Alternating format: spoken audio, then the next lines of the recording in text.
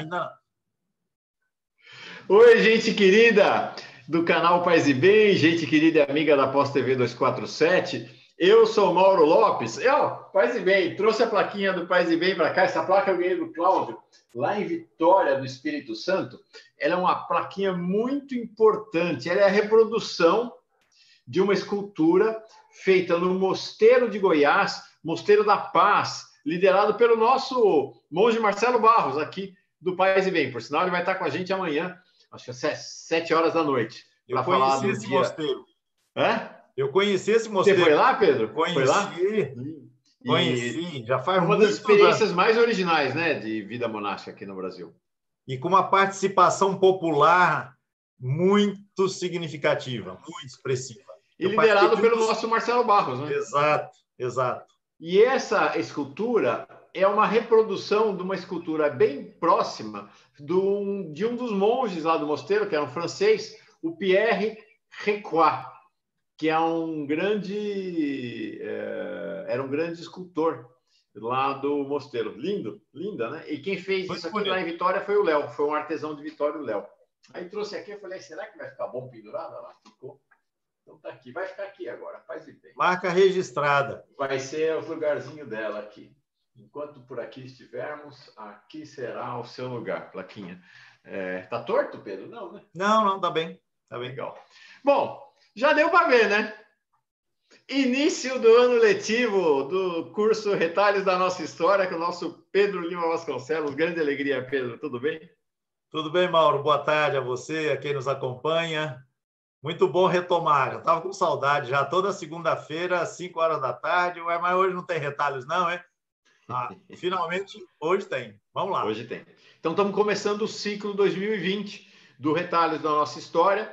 Diferentemente dos cursos acadêmicos, não sei se de todos os cursos acadêmicos, a gente não tem o início de um novo projeto. Não, nós vamos continuar nosso projeto, que é o Retalhos da Nossa História. Esta é a aula de número 34. Nós estamos ainda tratando do século XIX no Retalhos da Nossa História. Estamos tratando das lutas, da espiritualidade do povo brasileiro no século XIX. Nós ainda vamos tratar da rebelião dos Mânquer, do Dragão do Mar e de Juazeiro no século XIX.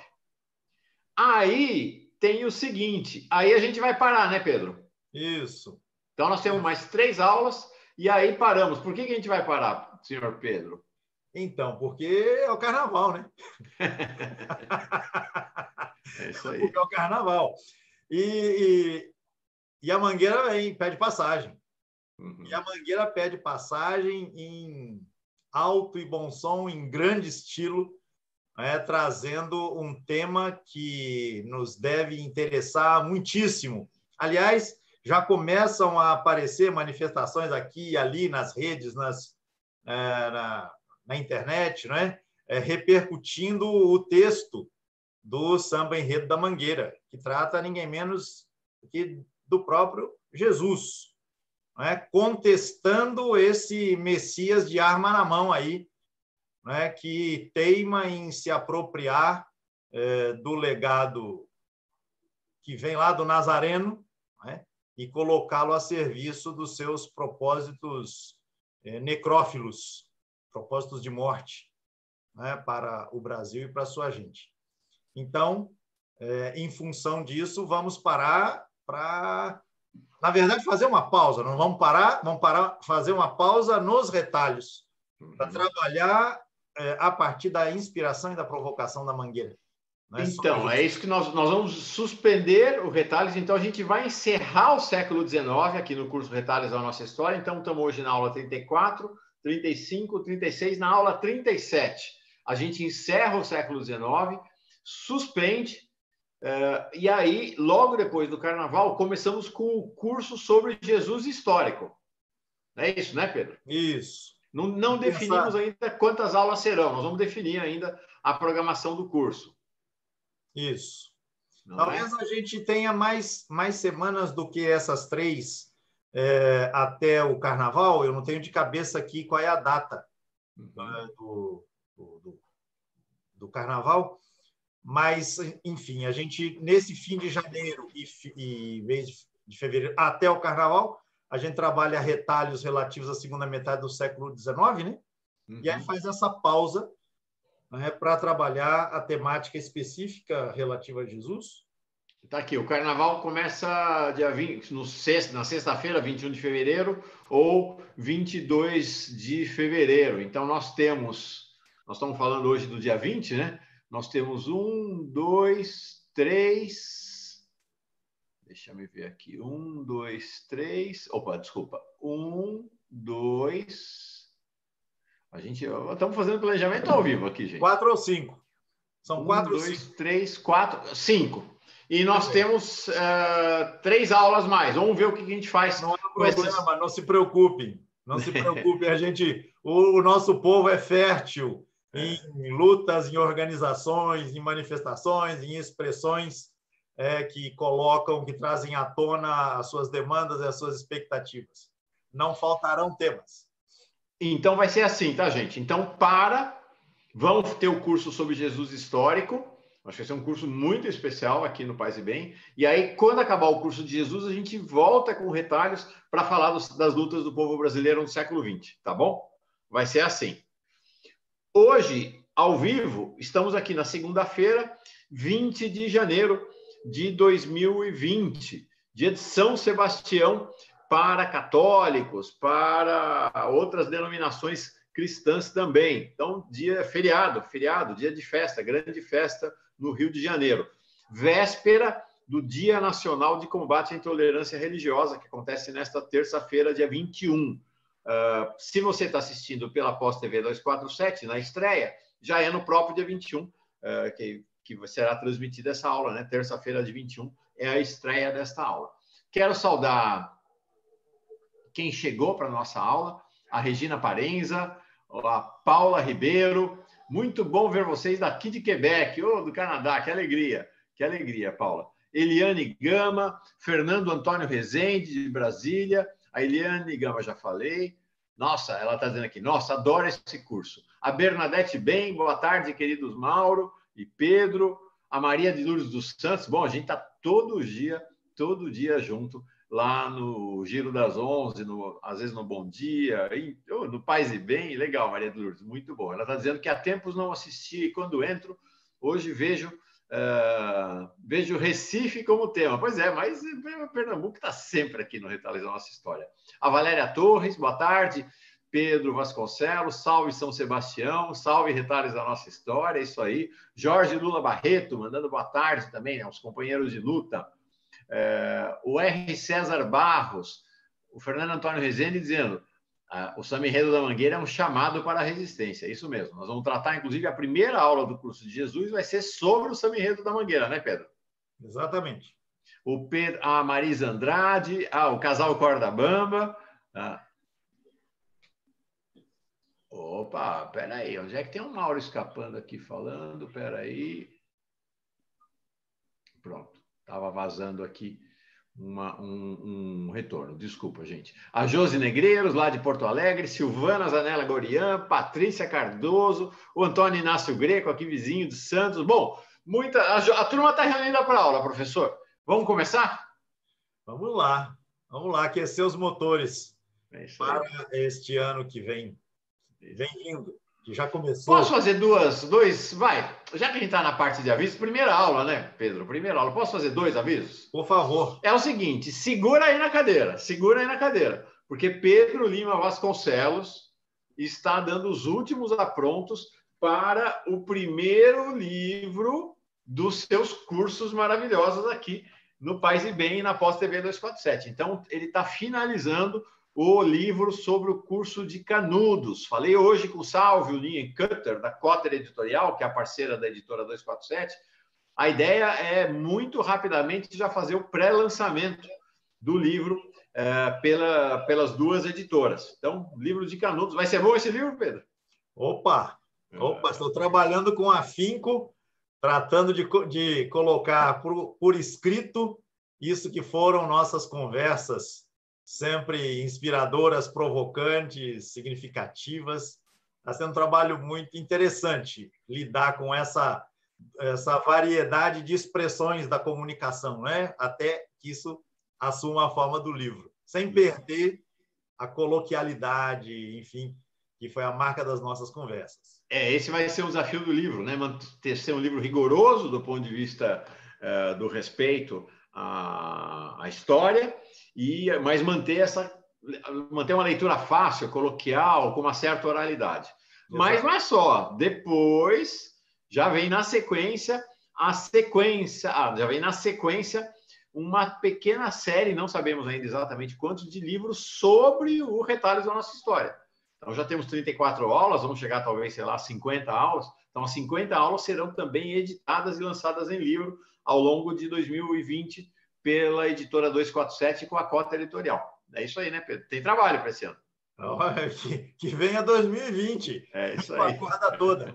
Vamos lá. E para completar, mais uma coisa, algo aí já de uma iniciativa comum nossa, não apenas do Pedro, que é o nosso livro Lula e a Espiritualidade. Se você quiser comprar, tem aqui na descrição do vídeo o link. Nesta sexta-feira, 5 horas da tarde, lá em Garanhuns, lançamento do livro Lula e a Espiritualidade, na terra de Lula. Na terra de Lula, já não é mais, vamos dizer, propriamente a terra de Lula, no sentido de que ele nasceu em Caetés, mas que quando ele nasceu era um distrito de Garanhuns. Hoje é uma cidade autônoma. Mas a comunidade de Caetés está sendo convocada e irá para o lançamento. Familiares do Lula, estou só esperando agora que ele mande uma mensagem para a gente levar.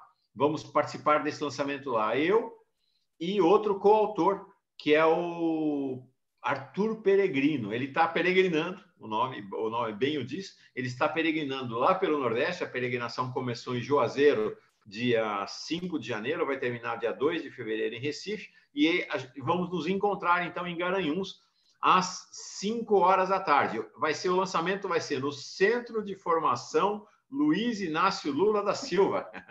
É isso aí. No Centro de Formação Luiz Inácio Lula da Silva. Não podia ser em outro lugar. Não podia ser em outro lugar. Não podia ser. Na FETAP, que é a Federação dos Trabalhadores da Agricultura de Pernambuco. Na Avenida Duque de Caxias, em Heliópolis, lá em Garanhuns. Então, quem é de Garanhuns e região está convidado para ir no lançamento de Lula e a Espiritualidade, Oração, Meditação e Militância. Bom, classe, acabou. Chega do monitor ficar enchendo o saco da classe. Vamos lá, Pedro, a aula. Quebra-quilos. Quebra-quilos. Então, vamos recuar no tempo, numa viagem ao passado, para um sempre melhor entendimento do presente e projeções mais qualificadas, mais abalizadas para o futuro que queremos. Então, 1874, 1875, 76. Por que 1874? Porque no dia 31 de outubro deste ano, 74, século XIX, numa feira, dia de feira, de uma vila chamada Fagundes, no interior da Paraíba, eclode um movimento, né, que, a olhos e ouvidos desavisados, soou surpreendente, mas a segmentos que estavam acompanhando um pouco mais de perto, ou com um pouco mais de cuidado, o que se desenrolava na cena social, nem soou assim algo tão inesperado. Então, neste dia, soa um grito e a multidão na feira começa a destruir aqueles objetos utilizados para medir o peso das mercadorias a serem vendidas. Quem nos acompanha e que é de muito menos idade que nós, talvez nem faça ideia do que se trate, né, Mauro? Porque hoje se pesa tudo, pelo menos nas cidades, né? Se pesa tudo com balanças eletrônicas, enfim, os visores, né, apresentam as coisas nos mercados aí, nesses visores eletrônicos, mas quem é da nossa idade, e inclusive gente que mais nova, né, conhece os pesos com que eram feitas as medições, né? Quanto pesava aquela mercadoria que você pretendia levar. Né? As balanças, então, de um lado você colocava a mercadoria, perdão, e de outro lado você colocava o peso, né, para fazer ali, estabelecer o equilíbrio. Né? Mas pera lá, eu sou mais velho que você, né, Pedro? Mas também não sou dessa época, não. Nós estamos ali na mesma geração, vá. Ah, imagine que não. E eu armazém e pedia lá 1 quilo de farinha. Isso. O homem colocava lá 1 quilo de farinha no saco de papel, colocava na balança e do outro lado, no outro prato da Ainda balança, ainda tem, né, Pedro? Ainda tem, no interior do país ainda você tem. vai encontrar ainda, embora cada vez de maneira mais rara, né? Mas ainda existem, claro, esses pesos. Pois muito bem, né? Nessa feira, as pessoas começam a destruir estes objetos que serviam para medir, né, para auferir o peso das mercadorias que estavam sendo vendidas.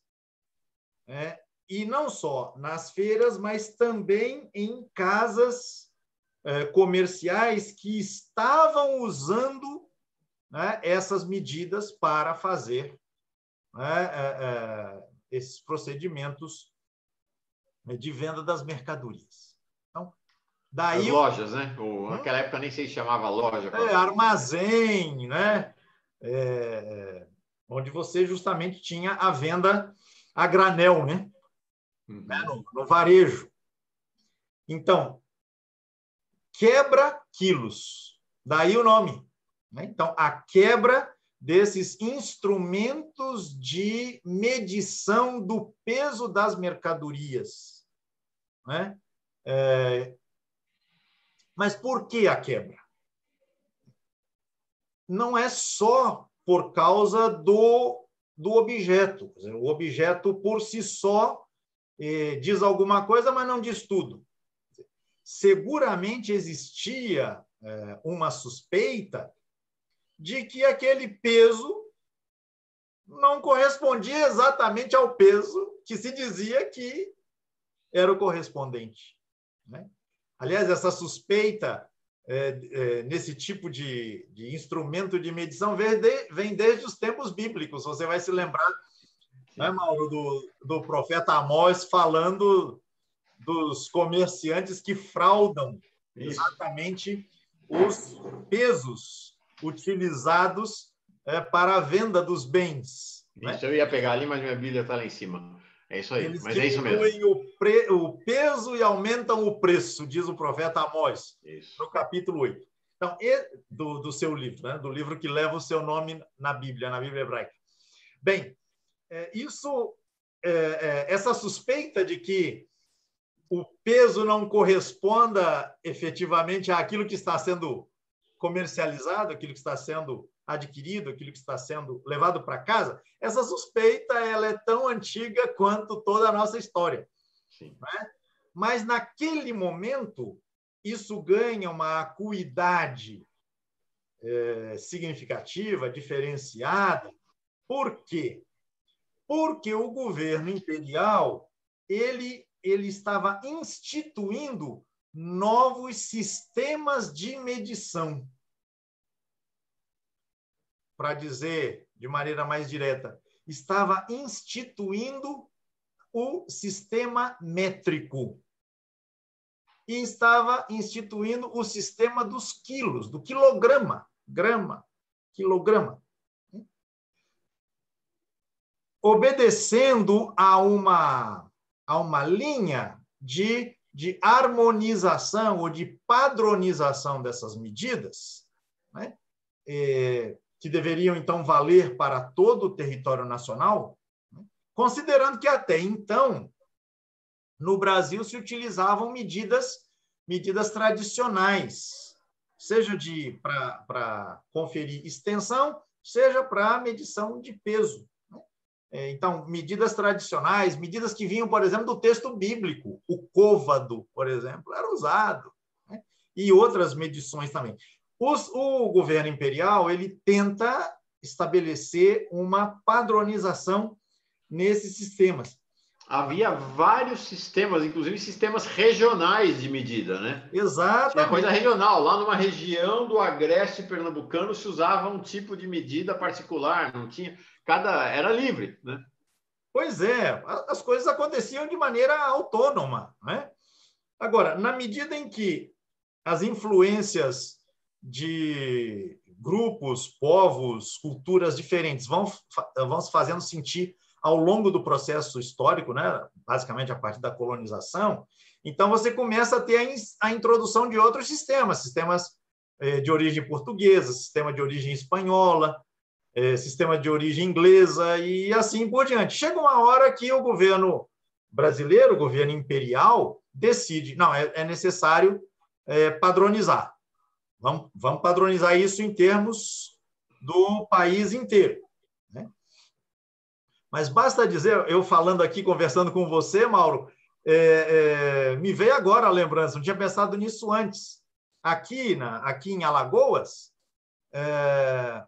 há um sistema de medição que se mantém e sabe lá Deus de onde ele vem. Quando vai comprar o milho, na época do milho, você vai e pede uma mão de milho. Ah, é?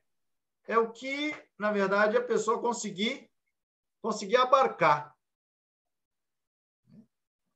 Isso é uma certa quantidade. Você vai levar lá algumas dezenas de espigas, mas isso é chamado uma mão. Uhum. Um sistema de medição tradicional, popular, que tem origem, que se perde nos tempos, né? Sim. Isso se mantém. Então, só fecho parênteses para dizer como essas coisas aconteciam de maneira muito tranquila, de maneira autônoma, de maneira já estabelecida. Mas aí vem em medida de distância, ainda hoje se fala em determinadas regiões do interior do Brasil na légua, né? Sim, pois é.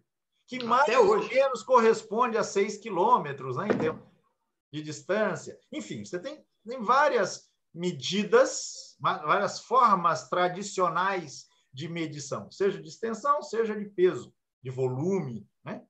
Mas, enfim, voltemos aqui ao que nos interessa, né?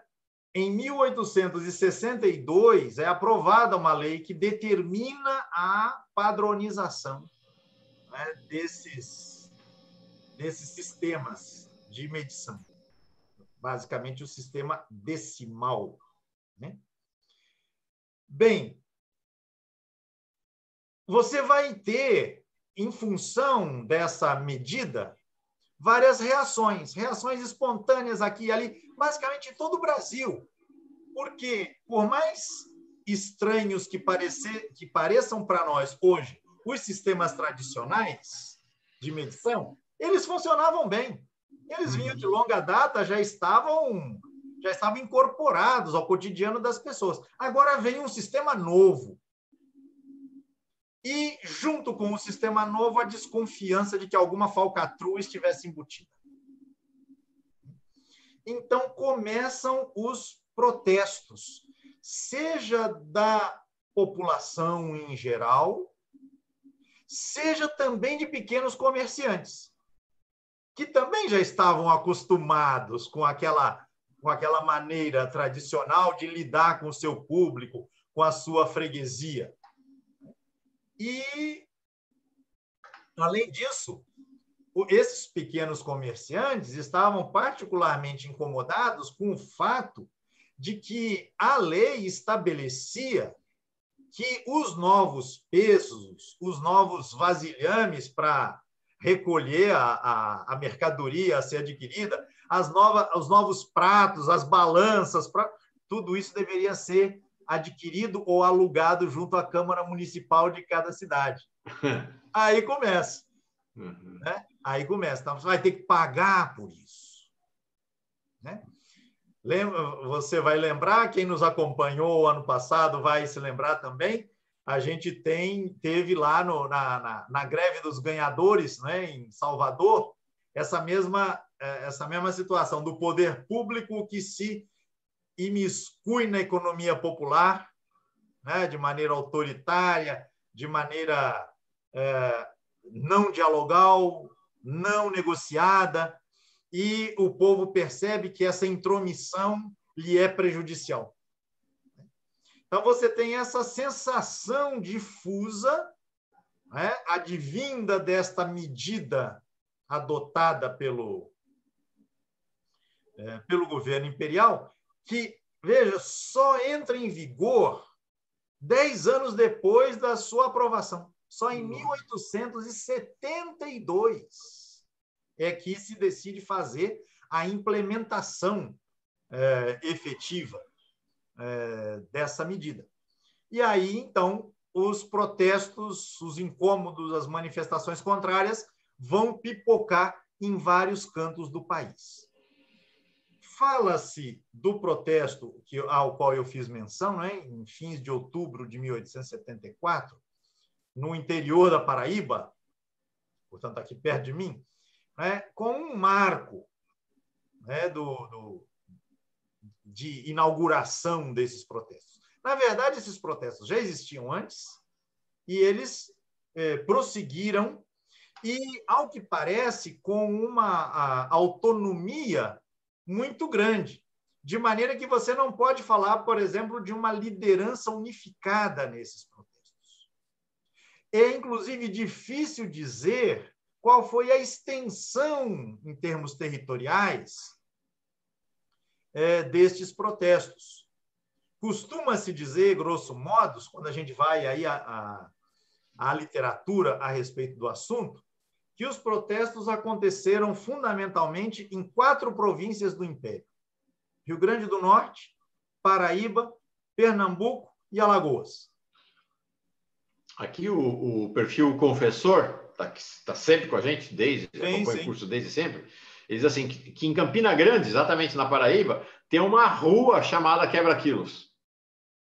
Nada mais apropriado, né? Uhum. Então, que nessas 4 províncias houve protestos... Então, Pernambuco? Rio Grande do Norte, Paraíba, Pernambuco e Alagoas. Tá. E é possível pensar que nessas 4 províncias tenha havido comunicações entre os grupos, entre os manifestantes. É possível imaginar. Mas mesmo isso é de difícil comprovação, né? Que redes seriam essas que animariam protestos similares em regiões de difícil comunicação, né? Mas, quando você vai mais a fundo, você vai encontrar protestos também no Ceará. Opa, a coisa se alarga um pouco mais. Mas, meu amigo, você está no Sudeste. Você vai ter protestos desta modalidade quebra-quilos em Minas Gerais.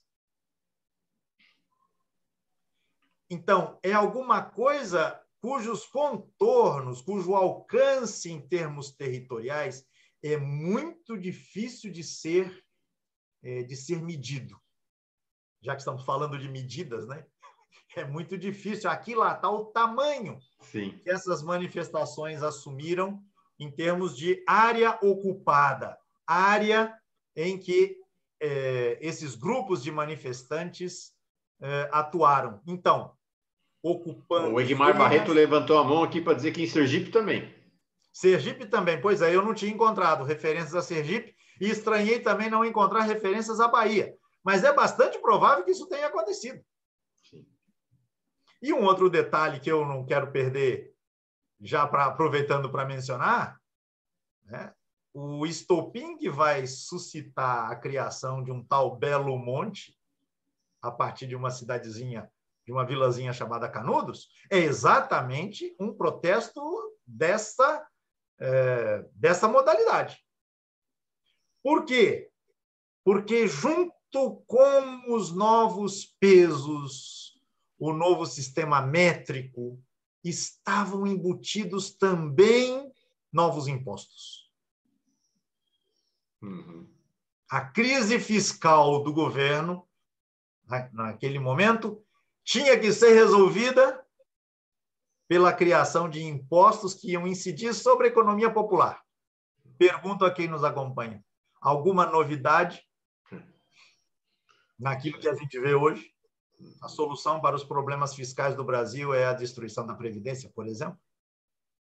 Ou o congelamento do Bolsa Família, e assim por diante? Nenhuma novidade. E é interessante como as coisas se articulam, né, Pedro? Porque, na verdade, havia uma necessidade de arrecadação muito grande, então você estabelece novo imposto, e para cobrar o novo imposto, você precisava ter uma unificação nas medidas, porque muito provavelmente os impostos são proporcionais ao quilo, né? São proporcionais ao volume das transações correntes. Então, uma coisa liga com a outra, né? Sim, e é o Império que está demandando essa receita nova. Como é que o Império vai controlar num território continental como o do nosso país, né, a arrecadação desses novos recursos? Tudo caminha muito junto, efetivamente. Então, vamos pensar que quebra-quilos, embora tenha o seu epicentro não só simbólico, mas eu quero dar toda a densidade à palavra simbólico aqui. Então, o seu epicentro simbólico na Paraíba, na verdade, se esparrama desde o Ceará, pelo menos até Minas Gerais. A gente vai encontrando indícios aqui e ali, né? E a nossa comunidade já vai completando aqui com outros dados, né? Alargando o mapa desses protestos, né? Dessas manifestações. E 1874, 1875, fim de 74 e transcorrer de 75, esses tempos são aqueles em que essas manifestações pipocaram com mais expressividade. Mas nós vamos encontrar, como já dizia antes, repercussões desse tipo de mobilização na configuração do Belo Monte, que vai acontecer quase 20 anos depois. Além disso, já que estamos falando de Belo Monte, né, você me controle aqui pela minha tendência incorrigível, né, de falar desse assunto o tempo todo, mas nessa época, 74, 75, o futuro Antônio Conselheiro estava andando pelos sertões do Nordeste, justamente na região em que esses protestos estavam pipocando com mais expressividade. Então, um autor que eu mencionei na bibliografia, que você já recebeu, Mauro, ele, que é o Armando Souto Maior, um historiador... Já tá na descrição do vídeo, tá, gente? Isso. Ele vai dizer, vou tomar aqui uma página do texto dele, ele cita um autor anterior chamado Antônio Freire, que diz o seguinte: faltou ao movimento do quebra-quilos um Euclides da Cunha. Ou seja, sempre Euclides, né? No sentido, pelo menos esse, né? Falem mal, mas falem de mim. Ou seja, para impor o tema do quebra-quilos à consciência e à reflexão nacional. Então, diz o Souto Maior: se tem razão Antônio Freire quando diz que faltou ao movimento do quebra-quilos um Euclides da Cunha, não é menos verdade que faltou ao quebra-quilos um Antônio Conselheiro. A expressão é muito boa, né? Muito boa. Quer dizer, a gente não tem um articulador que tenha dado, né, a uma mobilização particular um alcance que fizesse convergir tanta gente para fazer força, né? As iniciativas foram localizadas, foram regionais. Nenhum demérito nisso, pelo amor de Deus, né? Se de um lado a gente não teve um Antônio Conselheiro que aglutinasse, né, em torno de si essa disposição para o protesto, né, e para a revolta, por outro lado, também o quebra-quilos teve uma amplitude muito maior em termos geográficos do que a experiência do Belo Monte de Antônio Conselheiro. Então, as comparações servem não mais do que para isso, não é para se fazer emitir juízes de valor, melhor ou pior, mas para chamar atenção para similaridades e diferenciações, né, que a gente pode estabelecer entre um tipo de organização, um tipo de manifestação e outro tipo. Enfim, então, esse conjunto de manifestações reunidas sob este nome quebra-quilos, em termos do fenômeno, basicamente, esse conjunto, então, trata disso, né?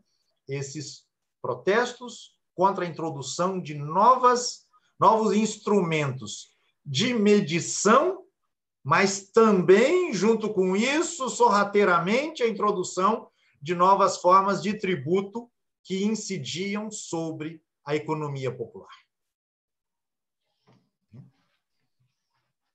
Agora, esse cenário conflagrado, que é, então, o cenário da atuação ambulante de Antônio Conselheiro, é o cenário, Mauro, da atuação de uma figura fundamental que certamente também deixou suas marcas aí, como deixou no Conselheiro, que é o padre Ibiapina. Ah, sim. Ele Padre morre em Ibiapina 83. é um grande nome, né? Exatamente. E um grande nome para a gente entender a espiritualidade, a religiosidade popular do sertão aqui do Nordeste, né? Então, esse tempo, né, dessas conflagrações espalhadas. Então, a grandeza dessas conflagrações está justamente nisso, na sua amplitude regional, o que expressa justamente, vamos chamar assim, a autenticidade, a densidade, né, daquilo que sustenta, né, essas manifestações. Bem, este cenário amplo, insisto, amplo em termos geográficos, diversificado por conta das particularidades que você vai encontrar num canto, em outro, né? Este cenário é propício para que outras demandas também venham à tona, também se expressem, né? E a gente, obviamente, não pode isolar essas manifestações que a gente está chamando de quebra-quilos de outros eventos, de outros processos que estão em curso nesse tempo. Então, vamos recordar que pouco tempo antes tinha estourado a chamada questão religiosa.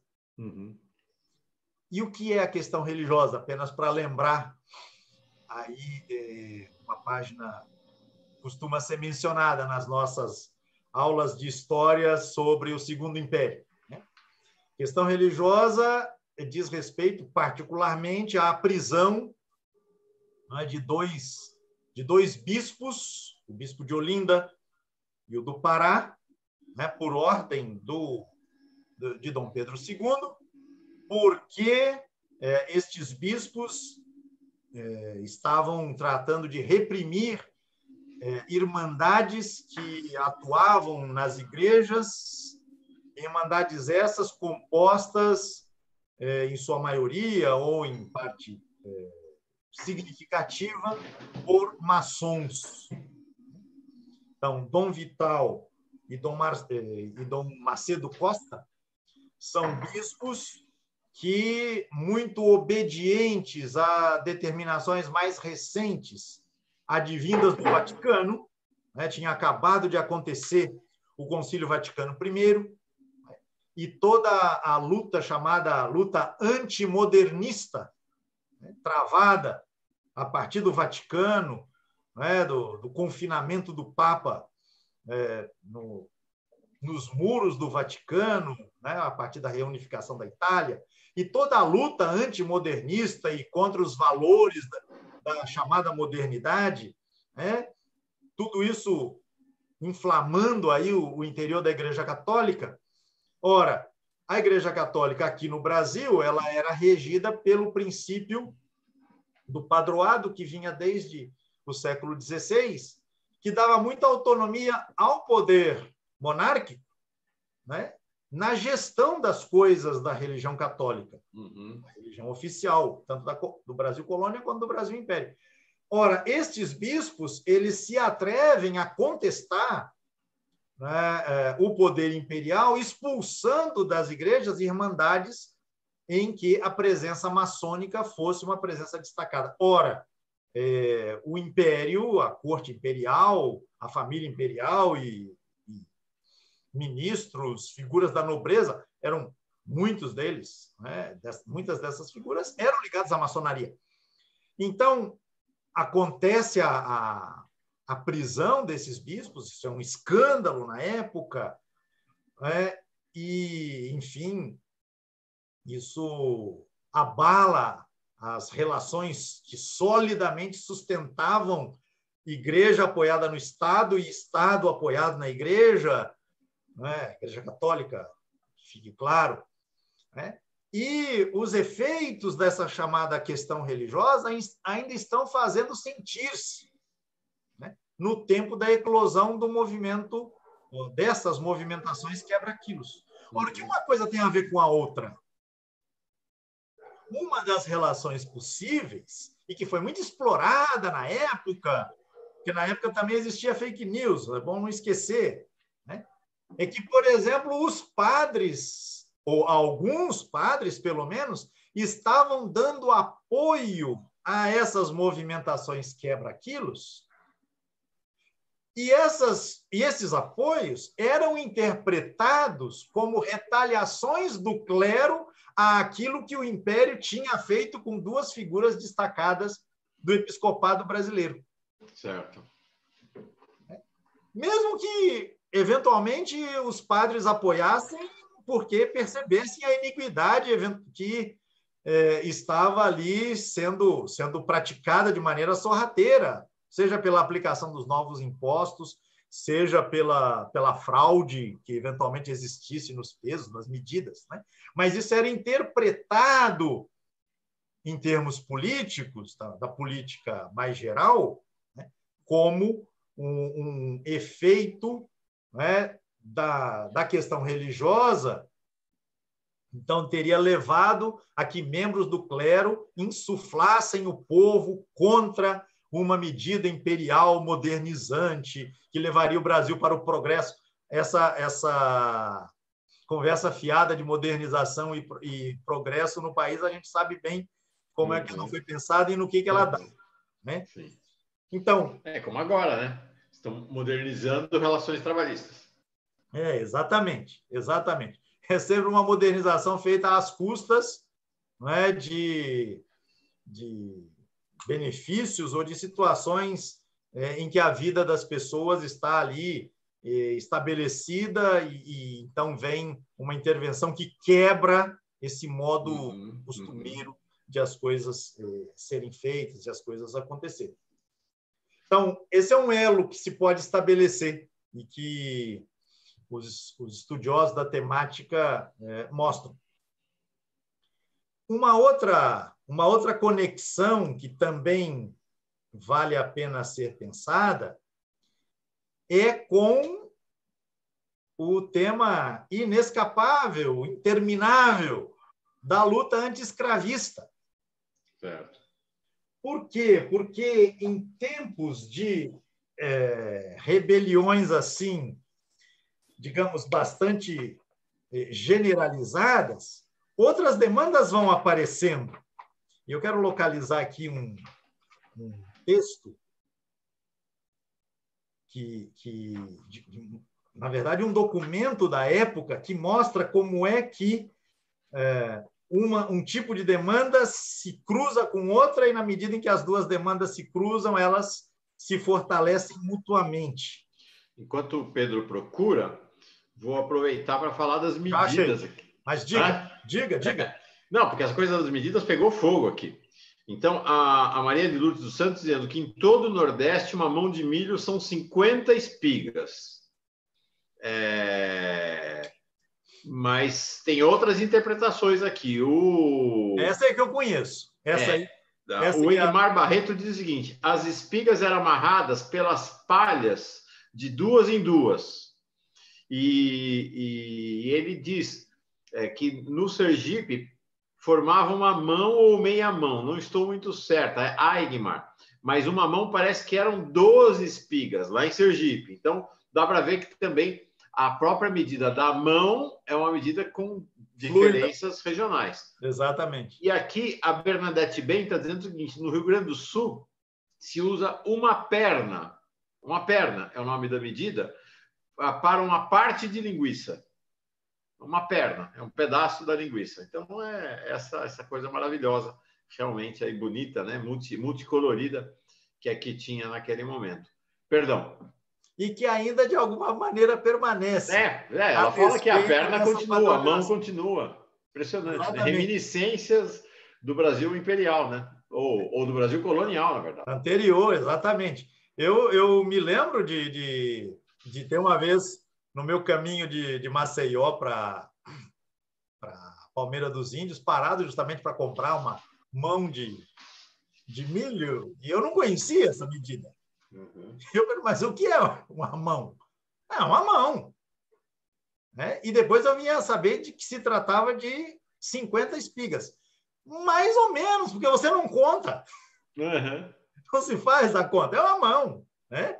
Então, é muito interessante. Mas isso foi o que eu conheci. E aí, aqui no estado vizinho de Sergipe, mão já é outra coisa. Uhum. Né? E isso, o interessante é que isso permanece. Né? E não é subterrâneo. Não é visível. Só que há que ter olhos para ver. Sim. Né? Para prestar atenção, para entender, né? Como é que coexistem, convivem, né? Esses sistemas tradicionais com aqueles padronizados, enfim, como é que isso se costura no cotidiano da vida das pessoas.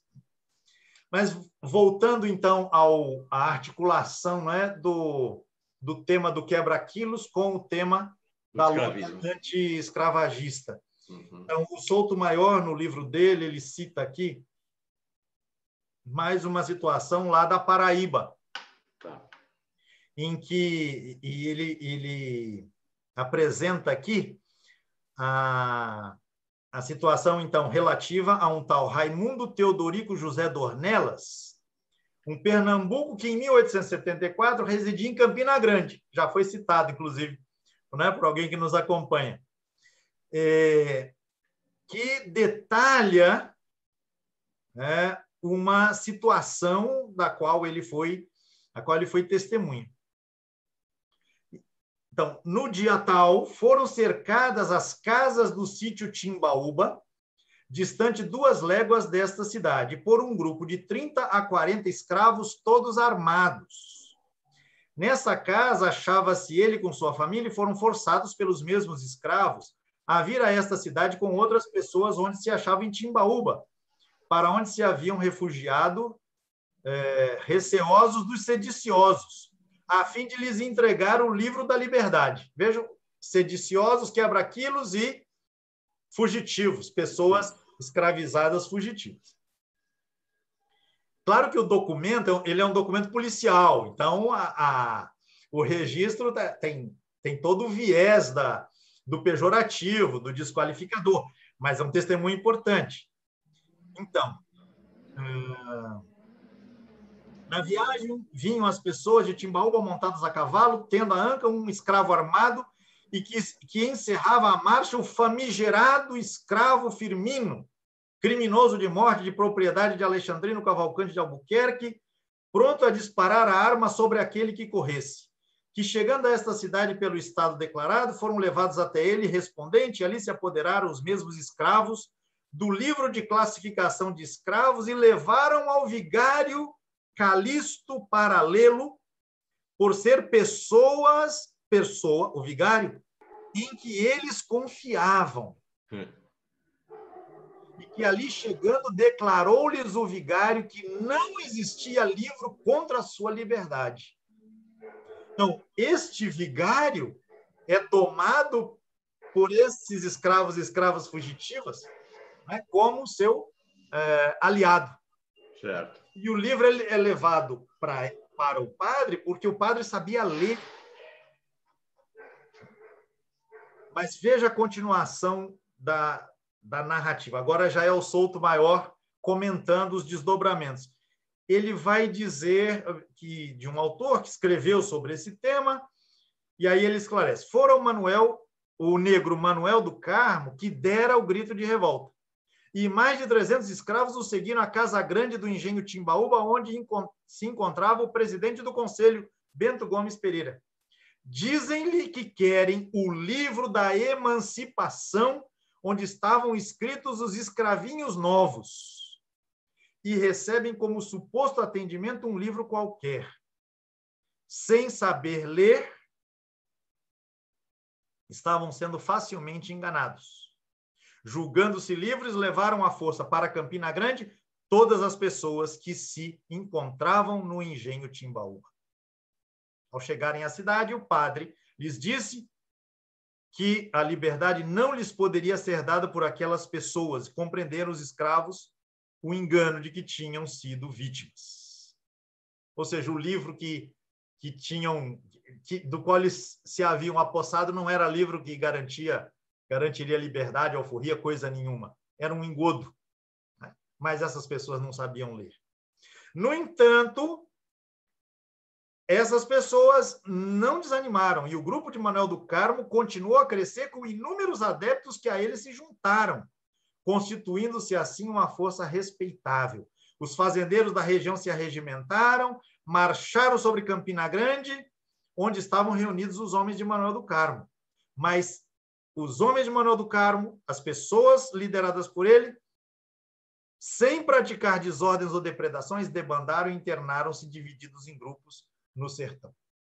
Ou seja, conseguiram evadir-se da repressão dos senhores de escravo.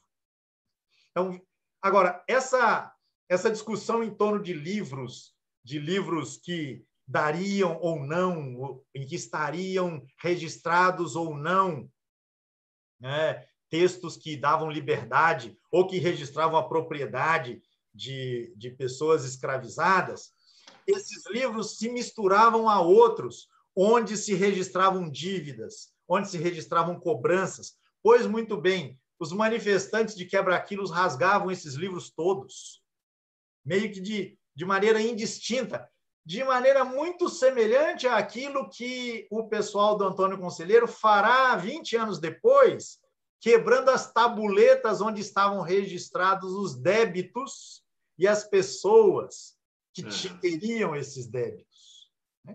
Então, vejam como nessa conjuntura aparentemente confusa, né, porque os livros eram manejados por pessoas que não sabiam ler, mas essas pessoas sabiam que aqueles livros ali eram parte do instrumental que os mantinha cativos, que os mantinha subordinados, que os mantinha oprimidos, né? Então, aqueles instrumentos, mesmo que eu não saiba manejá-los, eles são instrumentos maléficos ou que favorecem a dominação da qual nós queremos nos livrar. Então, vejam, esse é um outro traço que vale a pena,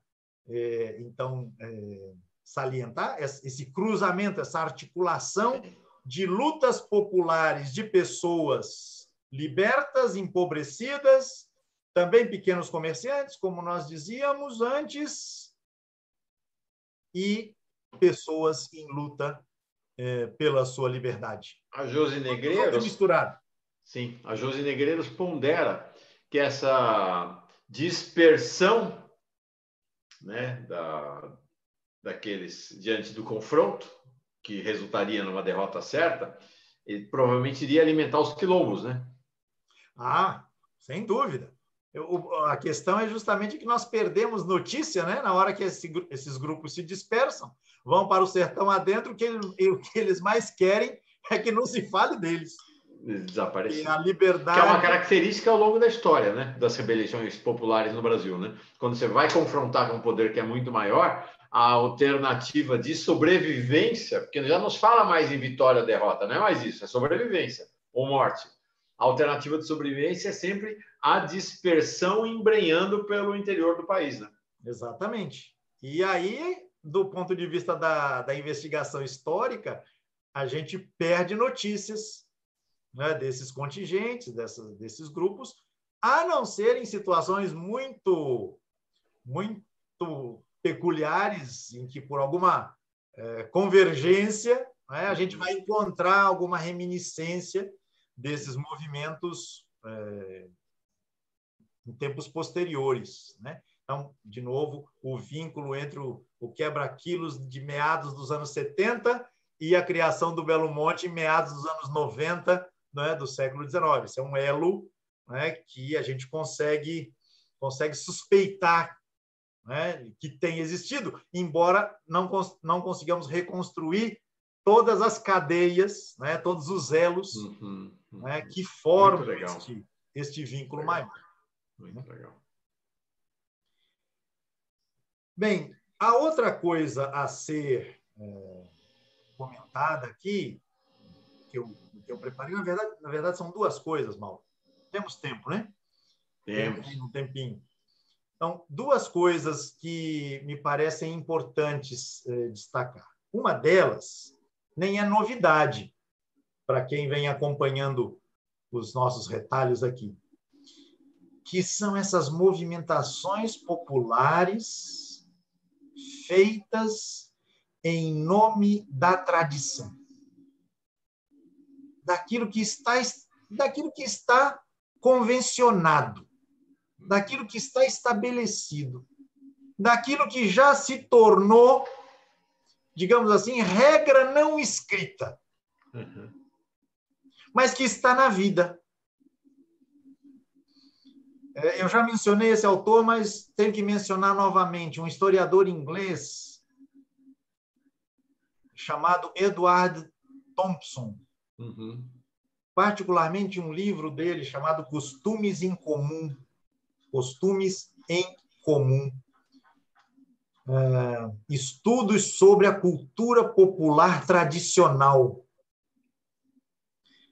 Thompson é um grande historiador, morreu ali em meados dos anos 90, do século passado, estudioso da cultura popular da Inglaterra do período anterior à Revolução Industrial.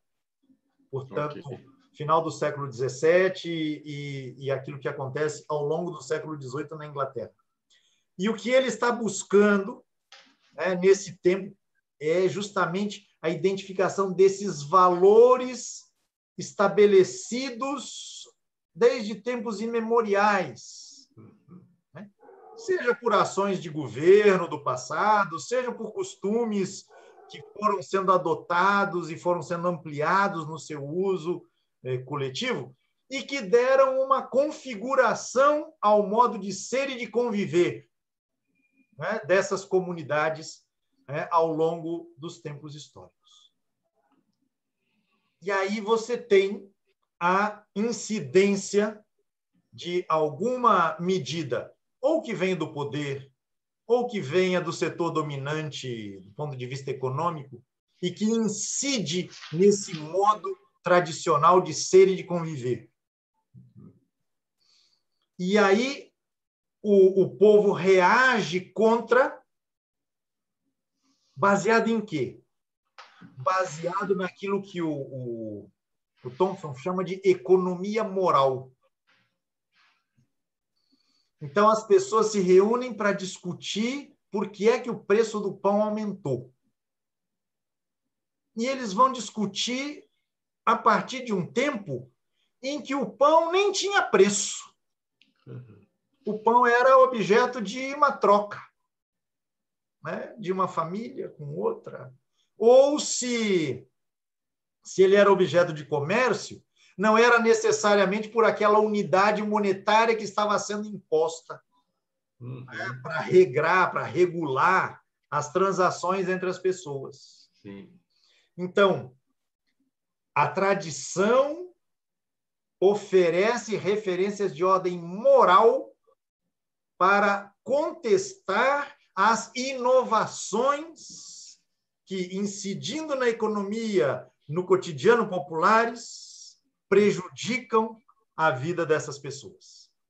Legal. Esse é um trabalho muito sutil e muito precioso que o Thompson realiza particularmente nesse livro, está disponível em português, publicado pela Companhia das Letras. Vale a pena a leitura, particularmente deste capítulo, A Economia Moral da Multidão, e depois um outro capítulo em que ele revisita esse tema. Os 2 capítulos estão neste livro, que é uma coletânea de trabalhos dele. Como é o nome do livro, para eu botar a O livro citação? se chama Costumes em Comum. Costumes em Comum. Publicado Thompson, né? pela Companhia das Letras. Tá. Pois muito bem, esse conceito, essa reflexão proposta pelo Thompson, ela ajuda muito a entender, a que nós entendamos com mais sensibilidade, as manifestações populares que se colocam na contramão daquilo que aparecem como inovações modernizantes, trazidas por esses setores que pretendem o progresso e o desenvolvimento do país.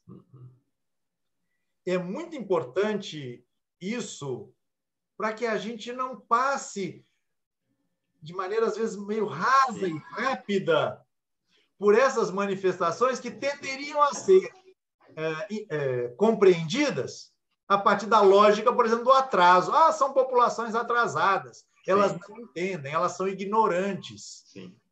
Manifestações importantes, por exemplo, a gente vai encontrar no século XX, vamos tratar dela, a revolta da vacina. Que história é essa de sair vacinando todo mundo sem que as pessoas saibam do que se trata? Os agentes de saúde lá, entrando nas casas das pessoas sem pedir licença e tratando de vacinar. Opa, calma aí. Obviamente, não estou contra a vacina, né? A vacina enquanto objeto. Mas estou problematizando, espero que fique claro o meu raciocínio, né? De que essas inovações, elas aparecem e muitas vezes elas são impostas à população em nome de quê? Em nome do progresso, do desenvolvimento, da modernidade sobre uma população cujos valores tradicionais são objeto de um descaso, de um desprezo, no máximo de pena. Coitadas dessas pessoas tão atrasadas. Então, é importante não perder de vista que essa lógica do progresso e do desenvolvimento destruiu Belo Monte. E impôs os sistemas métricos e impôs os novos impostos. Desculpa a redundância. Imposição de impostos. Então, de um lado, você tem uma população que tem valores que ela cultiva. E ela não cultiva de maneira fetichista. Esses valores constituem o seu modo tradicional de viver. Sim. Sim, porque o que você vai ter na modernidade é uma absolutização da técnica, né? A técnica está acima de qualquer conhecimento tradicional. E aí a gente vai chegar na agricultura, por exemplo, nessa condição. Porque o orgânico é o tradicional. O orgânico vem antes dos defensivos agrícolas. Exatamente. Tá certo? Exatamente. O que vem depois do orgânico são os defensivos, chamados os agrotóxicos, que é a técnica. Modernos, né? Modernos. Exatamente. Modernos e pós-modernos. Então, essa lógica, é importante que a gente considere isso, porque essa lógica da modernização e do progresso que avança sem dó nem piedade sobre as culturas tradicionais, ela está na base de muitas brutalidades. Sim. E eu quero repetir aqui, não sou contra a vacina. A questão não é essa. A questão é como é que lidam, né? Tradição e modernidade. Sim. No Brasil, de maneira particular, a convivência ou o encontro entre uma coisa e outra, na maioria das vezes, redundou em choque, em violência, em brutalidade. E, no final das contas, quem pagou foi o setor popular. Mas coitados, eram pessoas ignorantes. Coitadas, essas pessoas eram ignorantes, eram atrasadas. Então, essa é uma coisa que eu queria destacar, a importância que a gente precisa, né, dar aos elementos constitutivos da cultura popular, da cultura tradicional, mesmo que esses elementos não sejam os nossos, de pessoas do século XXI. Sim. Quando a gente olha para a história e quer dar voz aos diversos sujeitos que fizeram a história, essa atenção a essas referências é fundamental. Legal. Esse era um ponto. O outro ponto, rapidamente, a repressão aos movimentos. Sim. Está na descrição, né, do vídeo. Você já vai colocar aí para... Já coloquei, já está na descrição do vídeo. Já está disponível, então, para o pessoal, né? A repressão aos movimentos. Né? Primeiro, uma medida brutal, né? Um instrumento de tortura, né? Absolutamente original, né?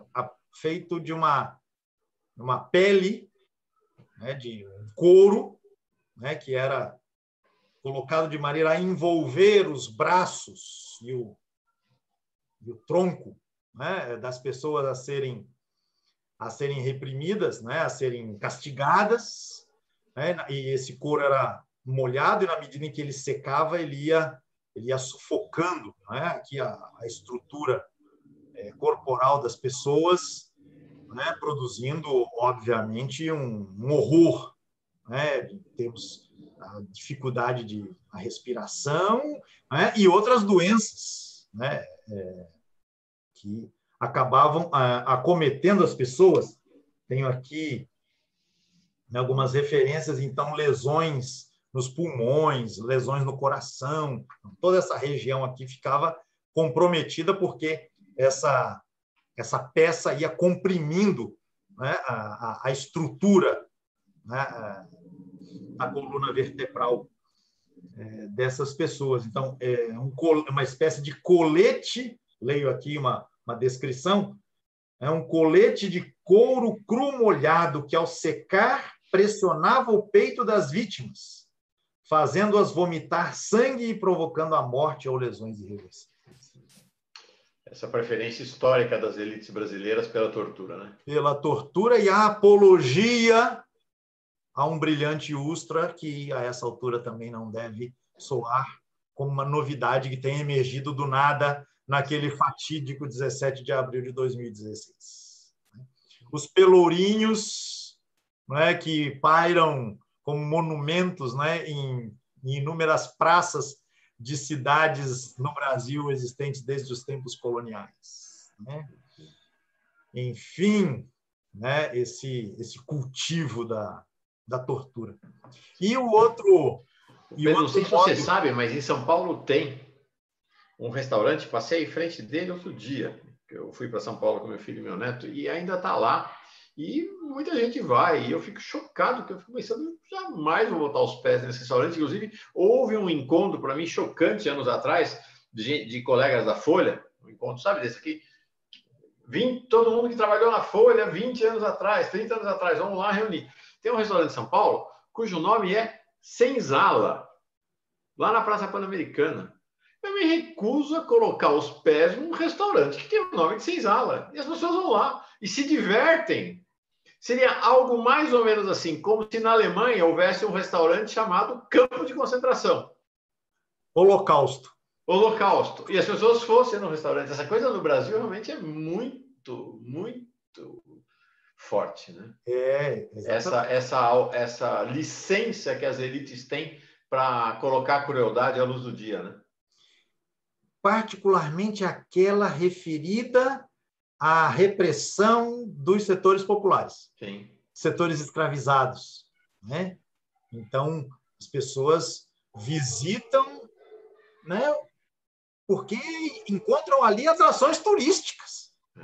Né?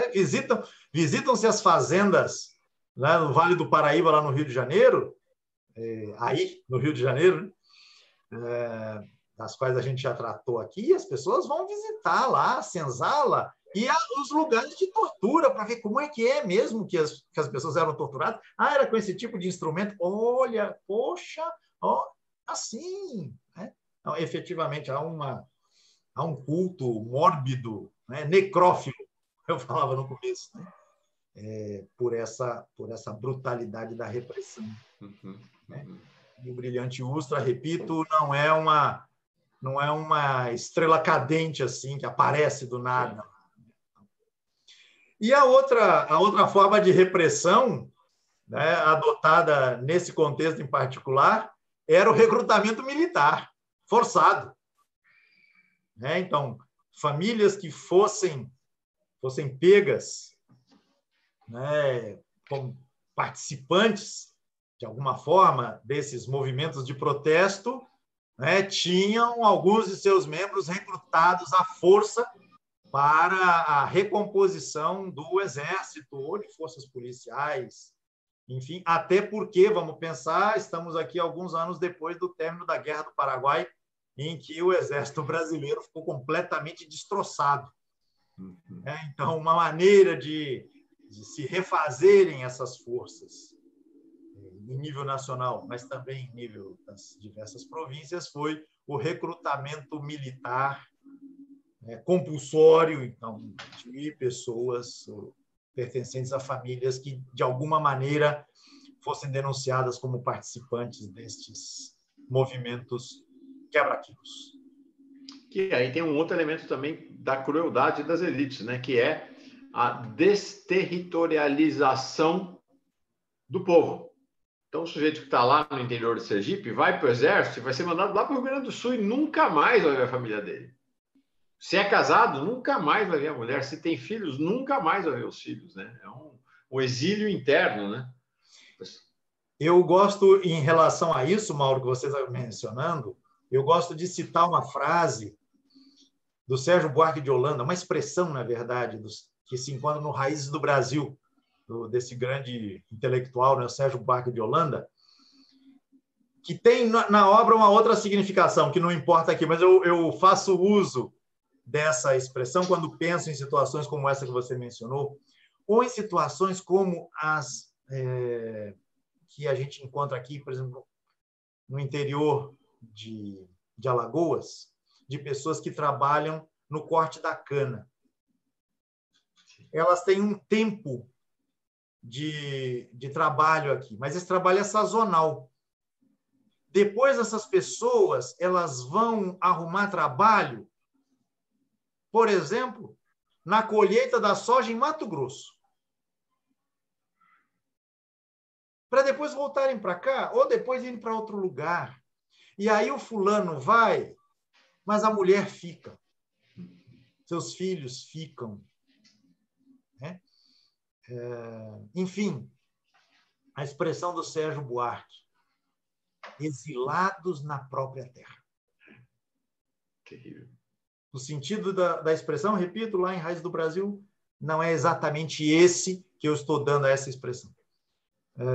Mas é uma isso. Relação de segmentos expressivos do povo brasileiro, contingentes significativos do povo brasileiro, com a sua própria terra, que pode ser definida esta relação com esta palavra, exílio. Exílio na própria terra.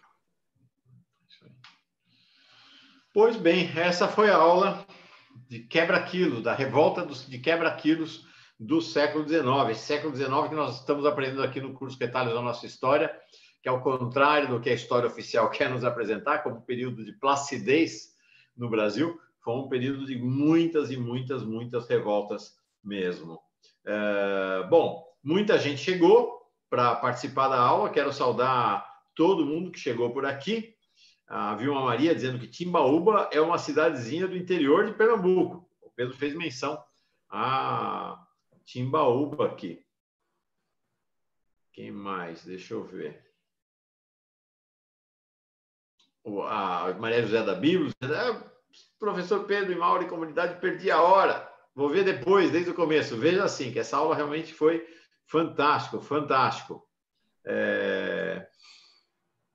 Muitos comentários das pessoas, gostaram muito da aula. E a gente continua na próxima semana. Segunda-feira, estreia ao vivo no canal Paz e Bem. Terça-feira, gravado na Pós TV 247. Pedro, o tema da próxima aula, os mucker, como é que se fala? Os mucker. Vamos para o Rio Grande do Sul. Ah, vamos pular? Rio Grande do Sul. Tá bom, vamos falar da revolta dos mucker? Revolta dos mucker, o movimento dos mucker. Tá. Ali na região do que hoje é a Grande Porto Alegre, mais especificamente na cidade de São Leopoldo, no interior da comunidade luterana. Uau!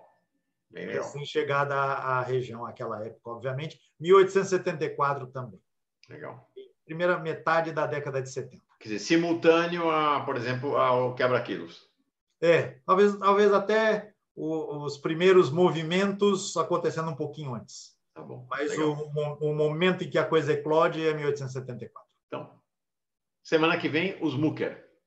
E a Maria de Fátima pediu para, mais uma vez, informar lançamento de Lula Espiritualidade em Garanhuns, na próxima sexta-feira, dia 24 de janeiro, às 17 horas, no Centro de Formação Luiz Inácio Lula da Silva, da FETAP, Federação dos Trabalhadores da Agricultura de Pernambuco, na Avenida Duque de Caxias, 258, no bairro de Heliópolis, lá em Garanhuns. Estarão lá dois autores, o Arthur Peregrino e eu, e haverá apresentações artísticas, culturais e a chegada do pessoal da peregrinação, que está vindo de Juazeiro e vai seguir até Recife, e vai ser muito bom, vai ser muito legal. Então, antes da segunda... Mas eu volto, segunda-feira que vem estou aqui. Eu volto lá de Garanhuns, no domingo, estou voltando do Recife, estou para cá, porque é dia 24, dia 25... eu ainda já combinei que eu vou participar pelo menos de um trecho da peregrinação. Imagina, eu vou perder essa oportunidade, então vou caminhar um pouco com o pessoal da peregrinação no dia 25. Aí dia 26, domingo, eu volto, dia 27. Então, o lançamento, Mauro, é dia 24. Dia 24, 5 horas da tarde, em Garanhuns, no Centro de Formação Luiz Inácio Lula da Silva, lançamento de Lula e a Espiritualidade. Se você não comprou esse livro, que é absolutamente imperdível, se você não comprou esse livro e não leu ainda o artigo do professor Pedro Lima Vasconcelos sobre Lula e a história, Lula, Espiritualidade e a história, 2019 não acabou para você ainda. Então, se você quer acabar 2019, compre o livro. Para comprar, o link está aqui na descrição desse vídeo. Pedro, foi ótimo. Gostei demais da aula de hoje. Valeu, Mauro. Valeu pela retomada, valeu pelo reencontro aqui nessa condição e o reencontro com a comunidade. Vamos em frente com mais retalhos, tecendo o nosso entendimento do Brasil, firmarmos os pés e a disposição na luta e no enfrentamento do que vem pela frente. Um grande abraço, paz e bem, até a próxima. Paz e bem, comunidade, paz e bem. Tamo junto.